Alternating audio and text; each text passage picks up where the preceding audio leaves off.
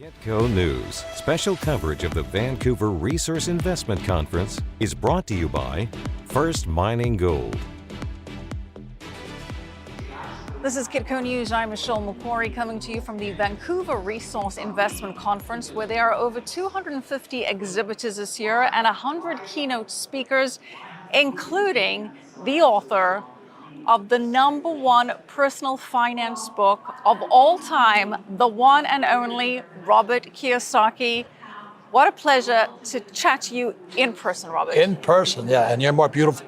I was raving about you over the Zoom call, but you're more spectacular in real life. So I'm very happy. I will take that compliment. No, Thank you so it much, is. Robert. Appreciate that. I think you're making me blush now. And of course, as a reminder to our viewers, you are the best-selling author of 27 books, the latest being The Capitalist Manifesto, and the Rich Dad series has been translated into 46 languages. So, and you were telling me that way before that, you were actually an attendee, an exhibitor at the predecessor to the Vancouver Resource Investment Conference. Right, I get nailed as a real estate guy. But before there was a Rich Dad, I was up here in Vancouver, British Columbia. I mean, VRIC, Jay Martin puts on a fabulous show. But years and years ago, I was just starting out, I was one of these guys pitching a gold deal. Yeah. And it was a gold deal in China. And we took it public on Toronto, and we found gold in China, and the Chinese took it. Yeah. So I found out what counterparty risk is, or country risk is. Yeah. So I stopped eating Chinese food. Yes, I know you've shared that story with us, that you founded a gold mine in China, and that was confiscated by the government, which was a big life lesson for you. One of many life lessons which have helped form your thesis about a number of things, which have served you very, very well in the past with tremendous financial and business success. And you are now sounding the alarm again about the issue of fake money, about a global recession that is impending, if not already here, and about the idea that people's pensions are in peril. You are warning of not so great times ahead, saying that this is the end of the American empire, that the collapse has begun, that this is the inflection point. Correct, and I'm very concerned right now. Because anybody who's watched Kitco knows that America became the power in 1944 with the Bretton Woods Agreement. And then this dollar became the reserve currency of the world. In other words, the dollar was as good as gold. That's all changed. And today we're in serious trouble globally, and I'm very concerned. The end of the American empire is here. And that has been a big theme of this conference, this idea of de-dollarization after the dollar has been weaponized against other countries. As we've seen in the Russia-Ukraine conflict, we're seeing a number of developing world countries like the BRICS coming up with their own currency, potentially looking at taking the oil off the petrodollar. Saudi Arabia reportedly in conversations with China about changing that standard. Another big theme of this conference that we're hearing about is central banks around the world bolstering their gold supplies. Do you feel that beyond this conference, people are starting to understand that the dollar, in terms of their purchasing power beyond inflation, is on the decline? Yes, it's spreading. People know that something's wrong with this here. But anyway, let me tell you a quick story. Because of guys like you and Kitco and all this, I became known as the precious metals guru. So I'm at Safeway at the salad bar counter, and people know something's wrong. So this is just 2 weeks ago. I'm standing at Safeway getting some coleslaw from the women, and they come running up and they said, "What should we invest in? What should we invest in?" So I just happened to get this thing here from, it's a pre-64 quarter. This is real. This is real silver. I got this from American Gold Exchange. And Dana Samuelson, I'm going to give it a plug. And what's the date on it there? 64. 64. I started investing in silver when I was 17 years old. So today, I pat myself on the back. I probably have more gold and silver than most of the experts here, because that was 60 years ago. So I showed the little women this coin here. I just happened to have it. At the salad bar. No, I wasn't selling it. I just happened to have it because Dana sent it to me from Austin, Texas. And there were women were asking me, said, what's the best investment? Because real estate's coming down, stocks are coming down. And I held this, I held it up. And the little women, they were all tithers. Oh, I should invest in that? I said, yes. Give me this. So they looked at me and said, give you $3 for that? Mm-hmm. I said, yes. And their brains went, why would I give you $3 for that? I said, okay, give me $2. And their brains are going, why would we give you $2 for that? This is pre-64 silver. Lynette Zhang, she's also from Arizona, she's numismatic. So I was holding this up here like this. And they went, they're all a titter. They forgot to serve my coleslaw. And they said, why should we give you $2 for this? I said, because it's worth this. And this is the problem. The average person, American or whatever, they think this is money. This is fake money. This is real money. And I tried to tell them, I said, probably 10 years from now, this will be $10. But Americans and most people in the world, because they went to school, they work for money, they save money, they get out of debt. But this is fake and this is real. So that's why I'm here at the VRIC, because over 30 years ago, I was one of these little guys standing between my gold mine that the Chinese took from me. Robert, do you think that the notion that fiat currency, which is what we've accepted as a society to use ever since Nixon 1971 took us off the gold standard. Yeah, this is real gold. But we have as a world, as a society, been using fiat currency. Fiat, which literally means by decree, because I said Correct. so, because governments have told us that this is what we must use. Wait, they just misspelled it. Fiat should be spelled F-A-K-E. Okay, got it. Fake, right? That's how I'm wired up. But do you think that there is a growing understanding that fiat is in jeopardy? And it's hard to sort of separate yourself from the echo chamber of the gold conferences and even the Bitcoin conferences, where we are sort of hearing the same sentiment because it's people that share the same ideas. Do you think outside of that world, people are starting to understand that fiat currency is on a massive decline? They don't understand why, because no financial education in schools, which is why I wrote Rich Dad Poor Dad. But they know something's wrong. Mm-hmm. You see, and when those women said, this is the problem, so that's why Rich Dad Poor Dad, I said, we don't save money. I save this, and I save this, and I save silver dollars. This is a buffalo. I save real money. I spend this stuff for this. When you say you save gold and silver, is it literally in the form of gold coins and gold bars, or do you also have exposure via ETFs? No ETFs, but exposure via gold miners, because I know you have I have gold mines and silver mines. The reason So do you have equity in other gold mines? I start them. I'm an entrepreneur. Yeah. Like I said, I was one of these guys sitting out here years ago, when I was a young guy. I learned more about entrepreneurship as a mining, a junior miner, pitching this little gold deal. I grew up here in Vancouver. I heard more BS, more deals, more things. But mining is one of the toughest industries there is because there's so many moving parts to it. And what's happening now, from what I understand, is people are not investing in gold mines. So I took a gold mine public. ODV is a call sign. It's in Utah. And it's the richest gold mine in America. How's the stock been performing? I really don't know. I hate to say this. I'm an entrepreneur. I start and I move on. Okay. Do you know what I mean? I like the game. So I make so much money. I just kind of, my bookkeeper calls up and says, you got to pay taxes. He goes, okay.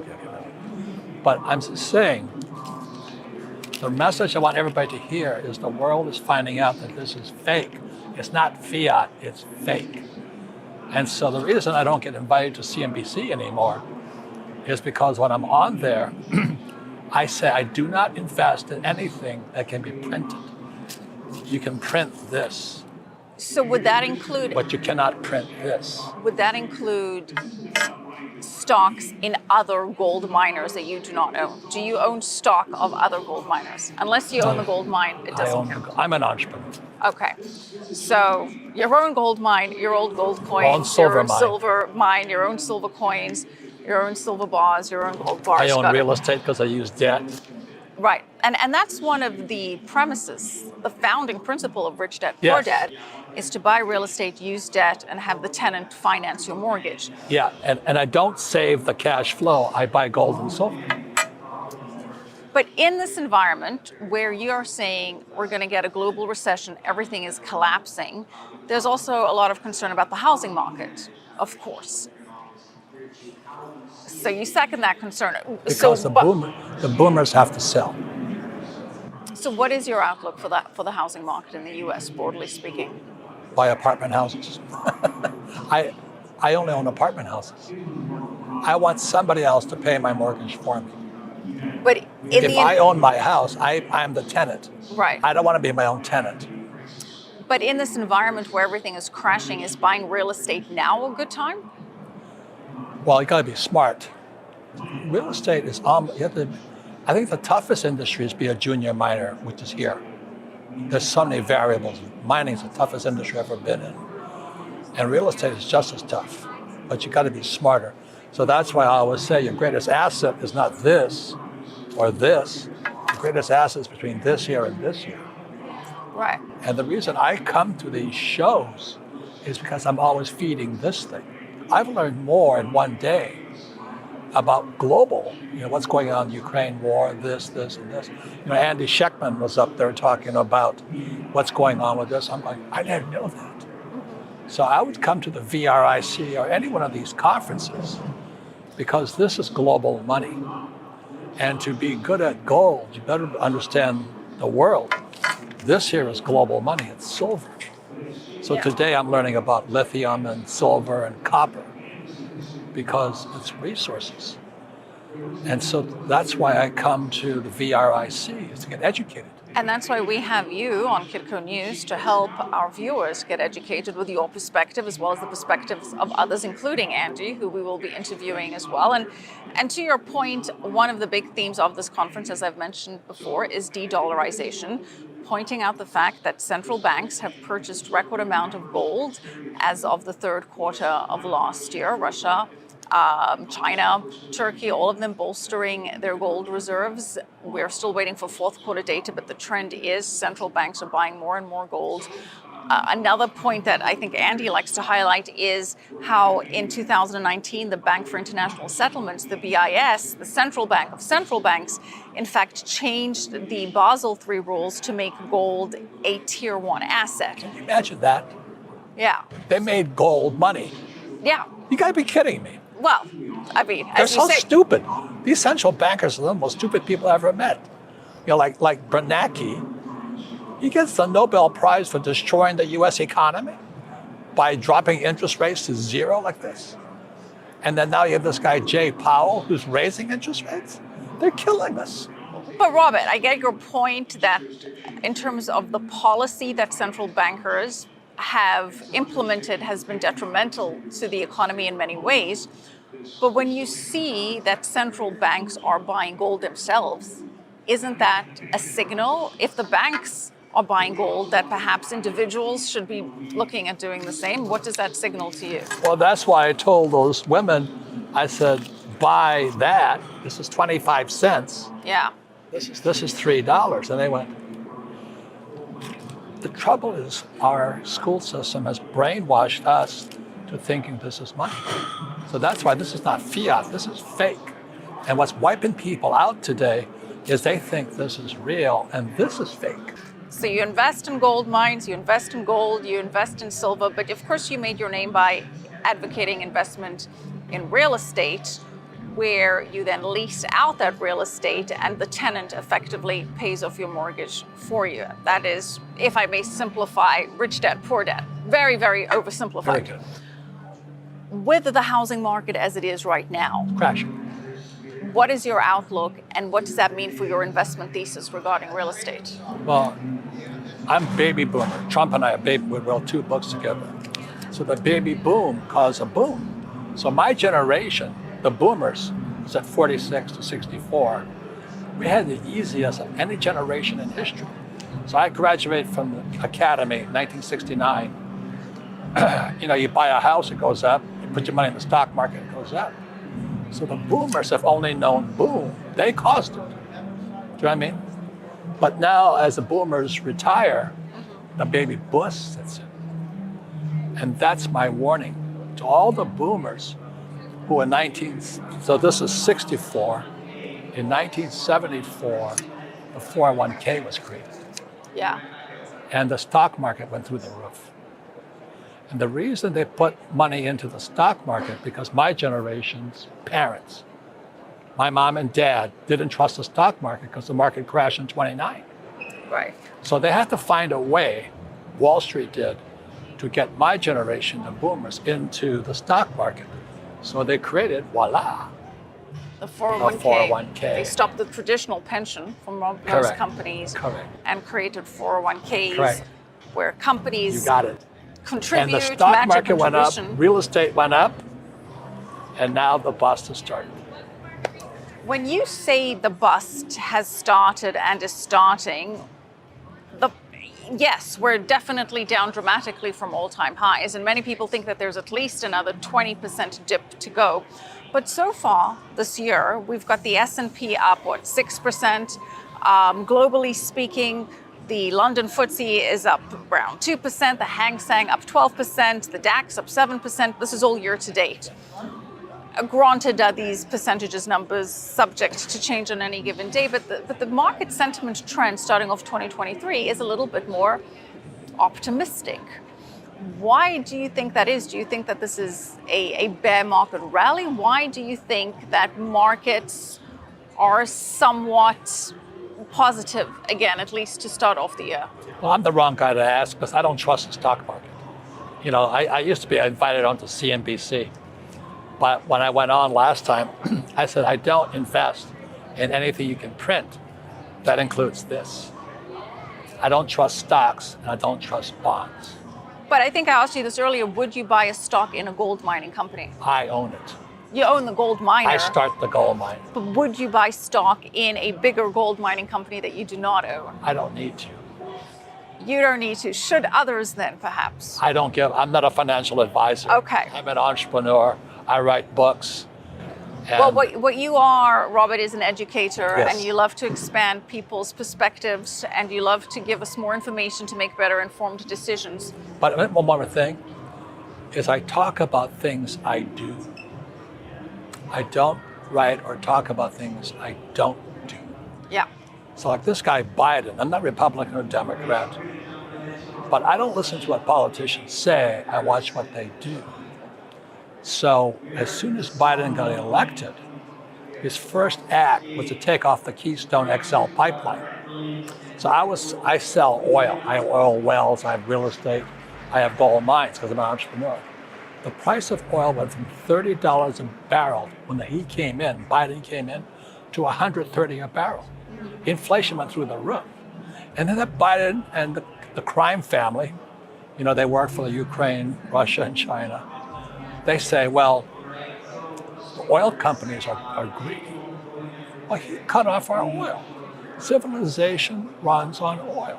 So when he took out the Keystone XL pipeline, inflation went through the roof, and this is the real problem. The middle class came down. You see, when you raise inflation, he was killing. When he took, you pumping gas in your SUV, your mom and pop, you got 2 incomes making $100K a year. What gas goes from what to what? He caused, or his group caused the inflation. Well, there are certainly several causes of inflation, Oil. price of energy and oil there. One would argue that the unprecedented fiscal and monetary stimulus is probably the top cause of inflation, considering how much they were printing. Energy is a bigger cause of inflation at the moment than unfiscal precedented stimulus, unfiscal printing of this stuff that they've been throwing at us for years and threw more of it at us during the pandemic. And as we're talking, the debt ceiling has to be raised again. So now our debt has gone from 30 trillion to 31.4 trillion. It means they have to print more of this.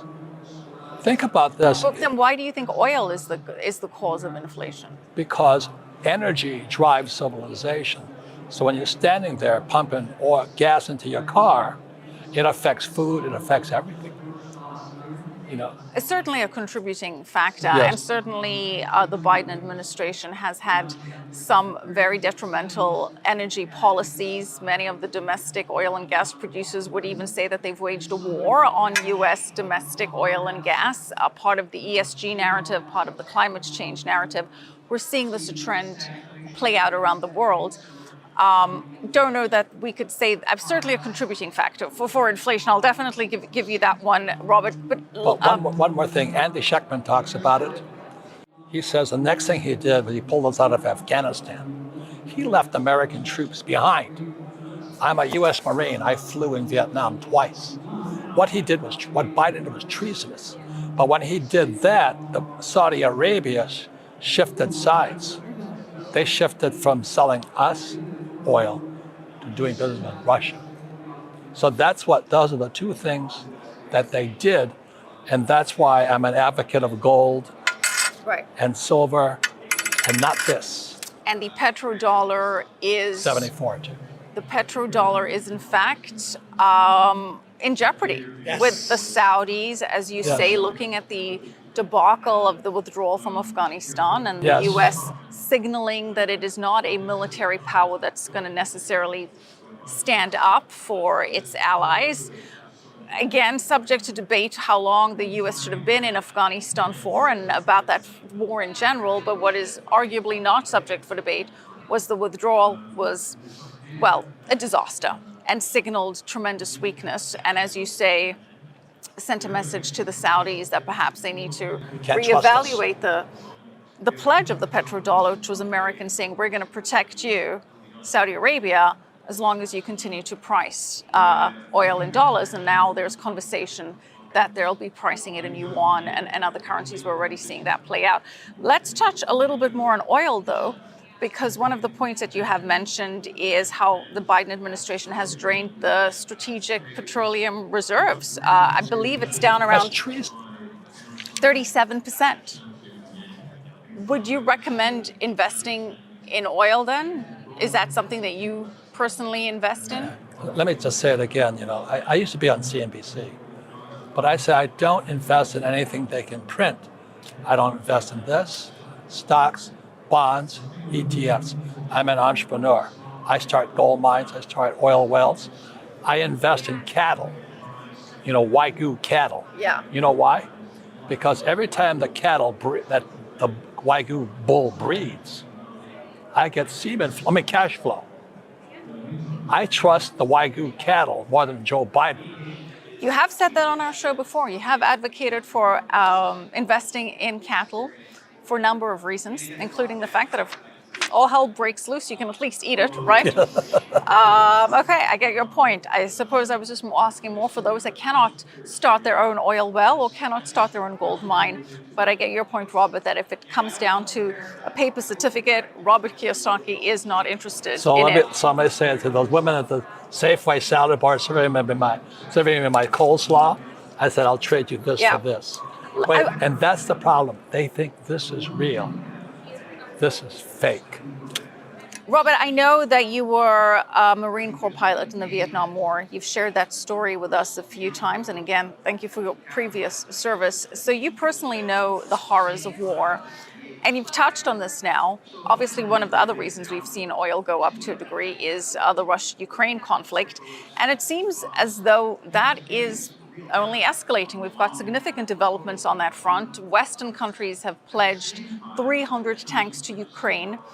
The US has pledged to provide 31 M1 Abrams tanks. Germany agreed to send 14 Leopard 2A6s, sophisticated tanks. I'm not going to pretend that I know the distinction between them.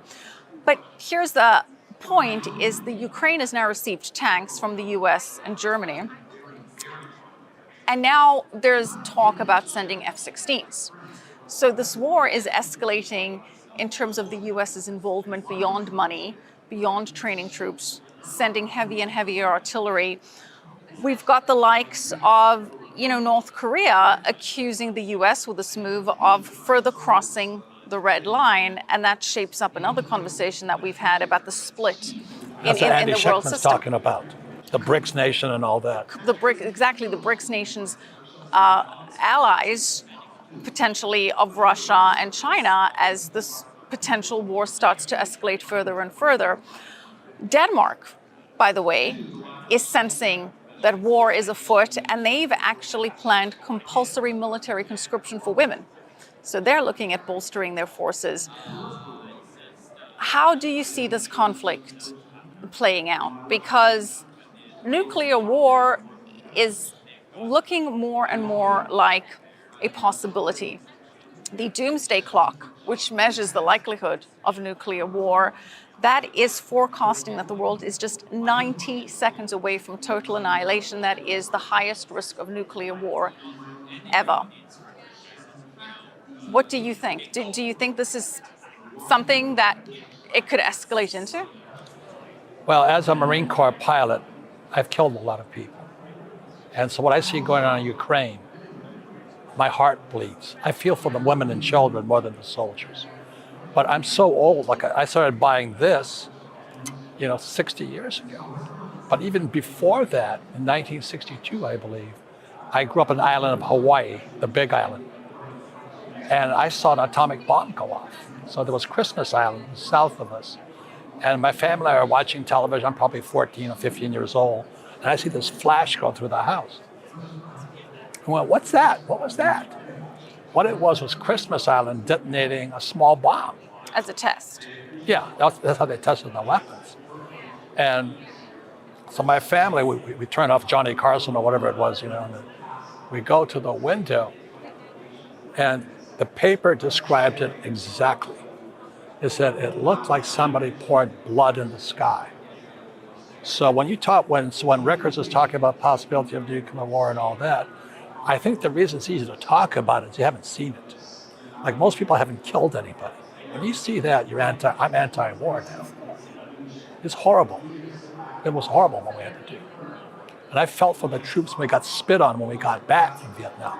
But wait, so when the paper says it looked like blood was poured in the sky, so when people just casually toss around, it's a possibility of a nuclear war, they don't know what they're talking about.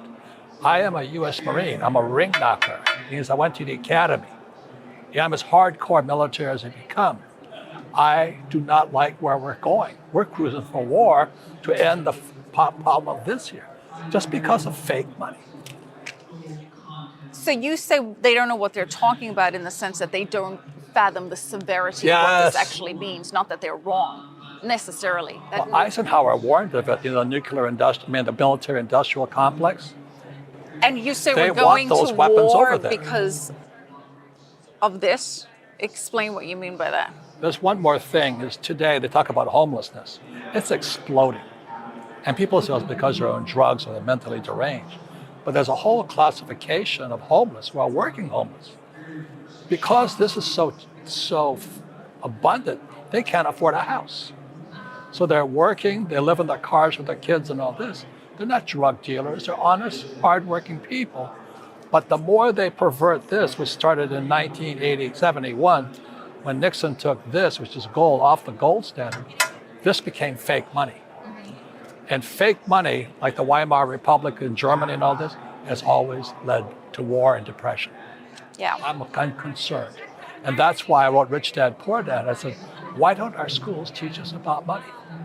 Why don't they teach us in 1964, President Johnson took this off the gold standard. Why don't they teach us in 71? Nixon took this off the gold standard. That's more important than sexual bending or critical race theory. Yeah. Oh, God, it's garbage what they're teaching kids. Robert, certainly a ton of reform in the American educational system should be happening, as you quite rightly say. But thankfully, people like you and others do try to create financial education for people try.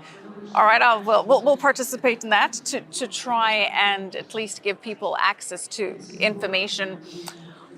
On a final note, just remember, I'm the salad bar guru now. You're the salad bar guru. Because I told those women, this is fake. This is real. Robert, you're also the author of the world's best-selling personal finance book, as we've discussed.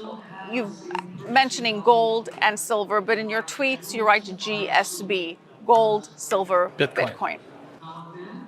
Why do you think Bitcoin is going to survive all of this? You're asking the wrong guy. In financial education, there's fundamental trading. And technical is up and down. So when I saw Bitcoin go to 20,000, I don't know when it was, then it dropped down to $1, so it's toast. But then it came roaring back. So when it hit 6,000, I bought 60 Bitcoin at 6,000. I think today it's at 20,000. So yeah, it's around about 21,000. Yeah, but so the more I'm in it, the more I realize it has sustainability. So the reason people buy Bitcoin is the same reason I buy this and I buy this, is I don't trust this.